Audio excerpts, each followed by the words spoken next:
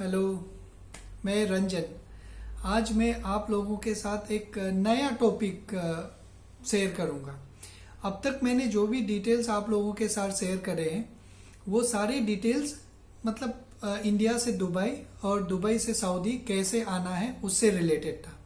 तो मैं उम्मीद करता हूं कि मैंने सारे डिटेल्स तो दे दिए हैं और अभी भी अगर मुझे कुछ लगेगा कि कुछ छूट गया है तो वो भी मैं शेयर करूंगा इंडिविजुअल वीडियोस बना के। तो आज जो मैं आपके साथ जो वीडियो शेयर करने जा रहा हूँ बहुत इम्पोर्टेंट है। मुझे लगता है कि हम सब लोग जो सऊदी अरेबिया में काम करते हैं उनको ये जानना बहुत ज़रूरी है, क्योंकि कुछ जो लेबर लॉ है, जो लेबर लॉ के जो नियम कानून है उसमें कुछ नए अपडेट्स हुए हैं। ओके, वो मैं आपको बताऊंगा।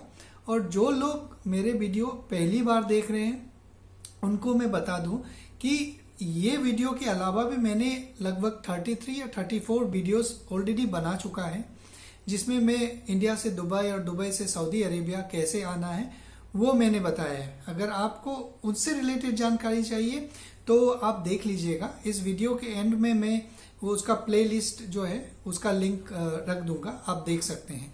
और अगर आपने सब्सक्राइब नहीं करा है तो सब्सक्राइब भी कर लीजिए, क्योंकि अब से मैं हर नया न्यू जो अपडेट्स रहेगा सऊदी अरेबिया से रिलेटेड या इंडिया से रिलेटेड या कोई भी न्यू अपडेट रहेगा, अगर मुझे उसके बारे में पूरा जानकारी है तो मैं आप लोगों के साथ शेयर करूंगा। ओके, तो सब्सक्राइब कर लीजिए ताकि आपको भी पता चले। और चलिए मैं आपको बताता हूँ ये जो नया लेबर लॉ है उसमें क्या क्या चेंजेस हैं। बताने से पहले मैं आपको और एक बात बता देता हूँ, कई सारे वीडियोस ऑलरेडी इस पे बन चुके हैं। मैंने भी कुछ वीडियोस देखे हैं, लेकिन मुझे उसमें कुछ कुछ जो कंटेंट है वो गलत लगा है। ओके, जिसमें कई लोग ये बता रहे हैं कि कफालत सिस्टम, जिसको हम अलग अगर वर्ड्स में बोले तो स्पॉन्सरशिप सिस्टम खत्म हो चुका है। ये बिल्कुल खत्म नहीं हुआ है। ओके, अब तक हमारे पास खाली 3 ही जो टॉपिक्स हैं उसके बारे में अपडेट्स हैं। अभी तक पूरा अपडेट अभी तक रिलीज नहीं किया गया है गवर्नमेंट की तरफ से।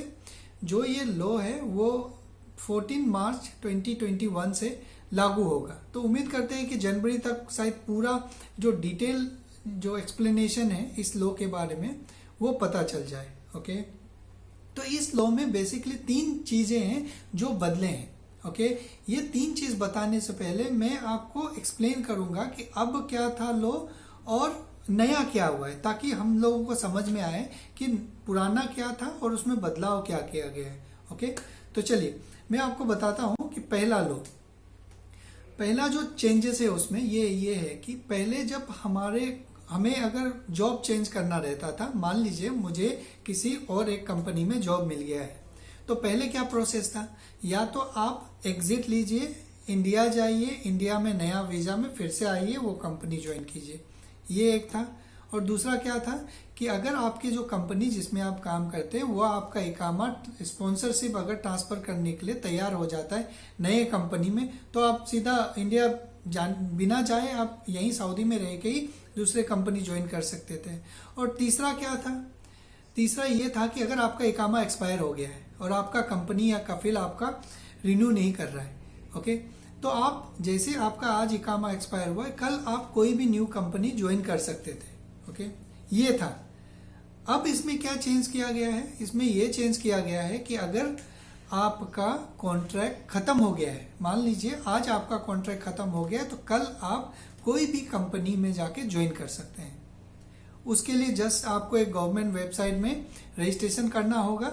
जैसे ही आप ज्वाइन कर लेते हैं उस कंपनी को, वो कंपनी आपकी पुरानी कंपनी को इन्फॉर्म कर देगा। ओके, सिंपल हो गया। क्योंकि पहले जो है आपके पास जॉब होते हुए भी आप ज्वाइन नहीं कर सकते थे, आपको या तो इंडिया जाना पड़ता था क्योंकि कंपनी वाले ट्रांसफर नहीं देते थे। तो ये सारे चीज से हम लोग बच सकते हैं। अभी बहुत अच्छा अपडेट है ये। और जो दूसरा अपडेट ये है कि पहले जब हमें छुट्टी जाना रहता था, ओके, तो हम अपने कफिल को या फिर हम अपने कंपनी वाले को बोलते थे कि सर मुझे छुट्टी जाना है तो आप मुझे exit re entry visa issue करके दे दीजिए। तब वो अप्लाई करते थे और हमें दे देते थे। ओके, तब हम छुट्टी जा सकते थे।